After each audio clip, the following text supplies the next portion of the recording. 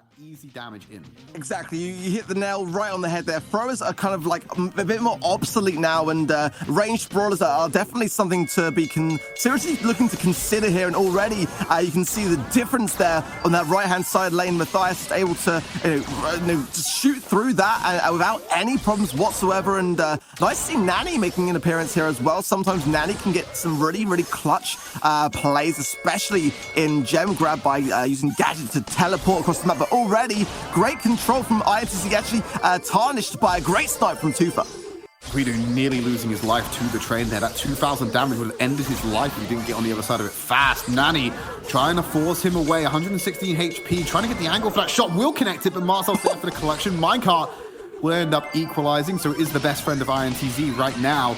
One other thing to note about why Nani could be so valuable here, Ark, is because she can bypass the train by the use of the peep and the gadget and to teleport beyond it. Great cover destruction there to retreat and get the gems to safety, but INTZ have the lead. Peep going in, takes out Guido. It's the safest, cleanest kill you could ask for. Yeah, this is the thing for me, is that Nani now with a bit of a tweak in the most recent balance changes does mean a lot more confirming kills and accuracy when you are likely to miss some of the shots. They will still ricochet beyond that point, and looking already to dominate this left-hand side lane then for Before Esports.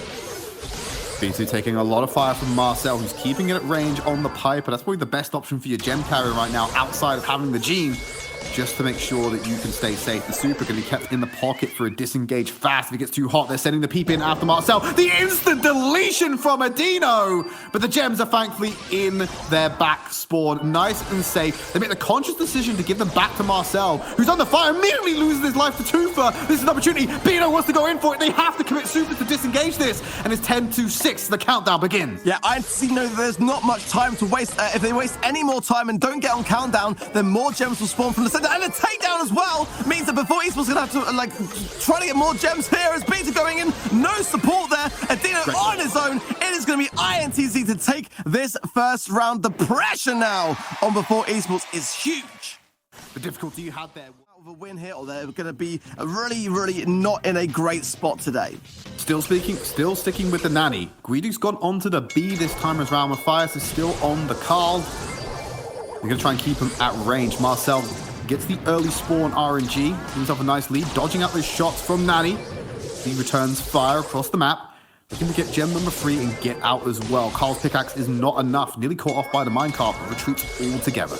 Yeah, again, establishing that early control. Marcel, then look how weak he is in the minecart, locking him down. And actually, that shot from Tufa just sort of seemed to go straight through Marcel. I think a bit of a scrape there. Very, very close to going down there for INTZ.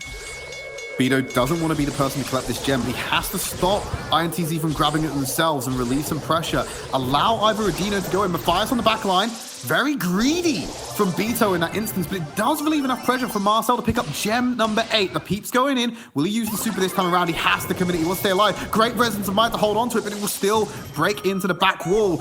They've lost some early cover, but they still have this lead. They need to get some kills on the board. Otherwise, Before Esports are going to lose this series. Yeah, I'm surprised, to be honest, we didn't use gadget there, because if you've missed the first shot and the Piper jumps away, he was trying to sort of position himself with the peep and turn it around, but the turning circle is vicious with Nani. But we are seeing a little bit of a comeback now for Before Esports, so if they can get Marcel taken down here and get a couple of gems, but Adino going down is not going to help that from happening. Porter trying to find Guido. Marcel's there for the cover as well. 8-4 in terms of gems. They don't have the mid control just yet. Tufa's going to pick up these gems.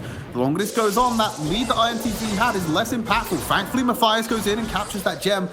Don't want to put it on your car, but you want to stop this lead coming in, or this closing of the gap. Marcel going to be able to dodge out the peak turning circle. Yet again, as wide as you said, Ark, unable to get it around and get in damage. Empowered Porter, doing what he can. Very aggressive dispenser. Going to go down. Here's the countdown beginning.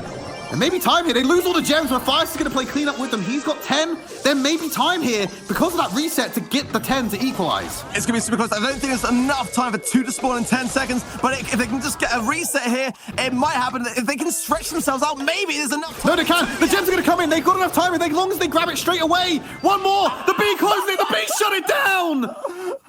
Oh my goodness me. There was actually a chance to reset the countdown, but as swift as